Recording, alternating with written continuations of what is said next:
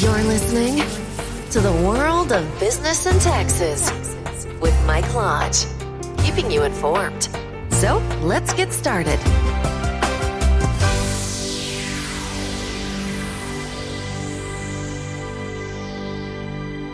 And welcome to the WBT. This is Michael Lodge, and I'm glad that you joined us today.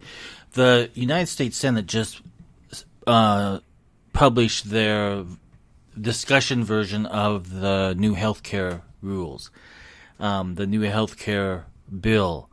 And I just wanted to tell you that before you guys start condemning it and you start listening to all the spin of the Democrats and the Republicans, make sure that you have read the bill, okay? I'm going to give you, at the end of this, I'll give you a place that you can go to so that you can read the bill, and you can also read the discussion points that the Senate has put out. And so I wanted to go over some of that with you just now because I've got a copy of the bill and I'm going through it. And thank God it's not 1,000 and some odd pages that the Democrats came out with. It's just a few hundred and some odd pages that the Republicans have come out with. So let's go over some of the things that that they are hoping that this bill will do.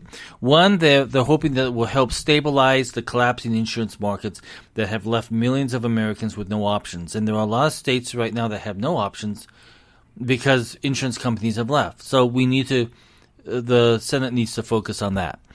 Free the American people from the erroneous the healthcare mandates that Obama set there. To me, I don't understand why the Democrats ever put that in, but that the mandates that require them to purchase insurance they don't want or can't afford. So in this bill, it's gone, which is good because that mandate was an IRS mandate also that you had to report on your tax return, and if you didn't meet certain things, you were penalized. A lot of my clients were hit with that in the last years that Obamacare has been in place, and we've had to worry about that mandate. The U.S. Senate is also hoping that it will improve the affordability of health insurance, which keeps getting more expensive under Obamacare, and I agree with that. Preserve access to care for Americans with pre-existing conditions and allow children to stay on their parents' health insurance through age 26. Now, if you heard the spin out there on CNN and MSNBC and NBC, ABC, and all those other stations out there, media outlets, they would say, "Oh, that's all gone away. You're going to lose it. It's going to hurt you. It's going to kill you." Well, it's there. It's still there, and so that we have that Americans with pre-existing conditions are still taken care of, and allows the children to stay on their parents' health insurance until the age of 26. Still there. Hasn't gone. They're hoping that it will strengthen the Medicaid for those who need it most by giving states more flexibility while ensuring that those who rely on this program won't have the rug pulled out from under them.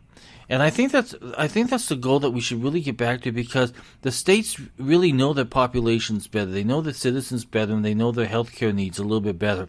The local communities know how to use that Medicaid funds. So I think that we do need to start giving more and more back to the states. So this bill is called H.R. 1628. They're hoping that it will help stabilize collapsing insurance markets that have left millions of Americans with no options. Short-term stabilization fund is being created to help balance premium costs and promote more choice in insurance markets throughout the country. This stabilization fund would help address coverage of access disruption, providing $15 billion per year in 2018, 2019, $10 billion per year in 2020 and 21. Cost-sharing reductions continues federal assistance through 2019 to help lower healthcare costs for low-income Americans in the individual market. Free the American people from the Obama mandates. That's vital. Repeals the individual employee mandates, improve the affordability of health insurance, which keeps getting more expensive under Obamacare. Long-term state innovation fund dedicates $62 billion over 8 years to encourage states to assist high-cost and low-income individuals to purchase health insurance by making it more affordable. Tax credits, targeted tax credits, will help defray the cost of purchasing insurance. These advanceable and refundable credits adjusted for income, age, and geography will help ensure those who truly need financial assistance can afford a health plan. Health savings accounts, and I believe in health savings accounts. It expanded tax-free health care savings accounts to give Americans greater flexibility and control over medical costs, increased contribution limits to help pay for out-of-pocket health costs, and to help pay for over-the-counter medications.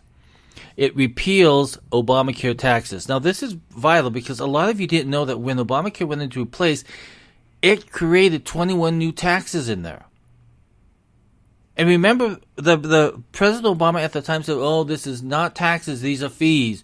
No, these are taxes. And some of them hit your income. Some of them hit medical devices. Some of them hit, there's a whole list of the 21 taxes that were created.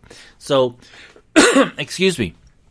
So it's going to repeal costly Obamacare taxes that contribute to premium increases and hurt life-saving healthcare innovation, like the taxes on health insurance, prescription drugs, medical devices, and high-cost employer-sponsored plans.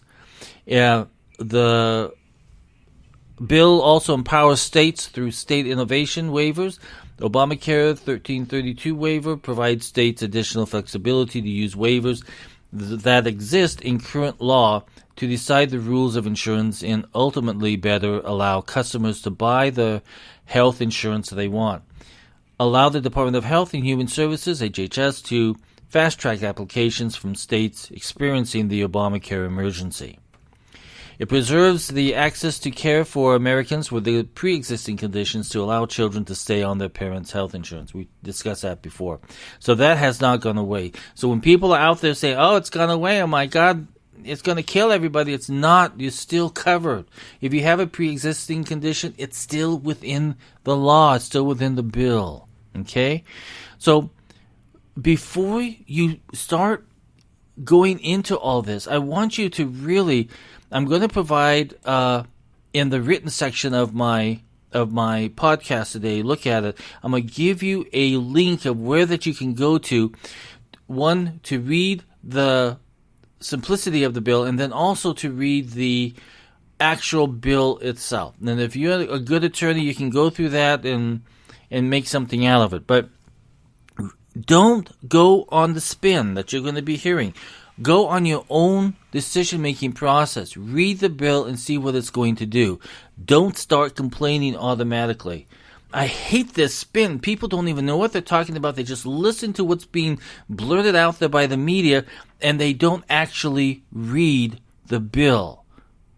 Remember what happened when Obamacare first was introduced? No one read the bill. Pelosi said, oh, we've got to pass it in order to understand what's inside it.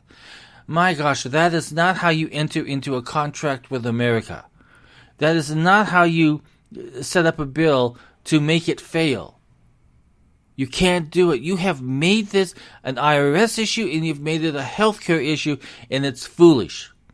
So before you start going around and spouting stuff, make sure that you have read the bill. Okay?